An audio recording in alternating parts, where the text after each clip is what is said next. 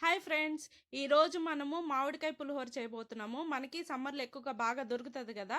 ఒక మామిడికాయ తీసుకొని, పీల్ తీసేసుకొని, మన క్యారెట్ తురుము తీసుకొని, క్యారెట్ తురిమినట్టు మంచిగా తురుముకొని, ఆ తురుమంతా తీసుకొని మనము రెడీగా పెట్టుకున్న అన్నంలో మంచిగా మిక్స్ చేసుకోవాలి. ఎందుకంటే తాలింపు కన్నా ముందే మిక్స్ చేసుకుంటే పులుపు చాలా బాగా పడతది. అందులో కొంచెం సాల్ట్ ఏసుకొని మంచిగా మిక్స్ చేసేసుకోవాలి.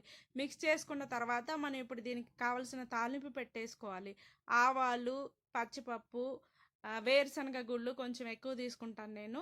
ఆ తర్వాత ఎండుమిరపకాయలు, దానిలోకి ఇంకా పచ్చిమిరకాయలు అన్నీ వేసేసి, తర్వాత కరివేపాకు గూడా వేసి మంచిగా ఫ్రై చేసిన తర్వాత, ఇందులో కలర్‌కి కావాల్సినంత పసుపు వేసుకొని, మంచిగా ఫ్రై చేసుకున్న తర్వాత, ఆ మిశ్రమాన్ని తీసుకొని మనము రెడీగా పెట్టుకున్న అన్నంలో ఏసేసి కలిపేస్తే మామిడికాయ పులిహోర ready. Super! Thank you. Subscribe.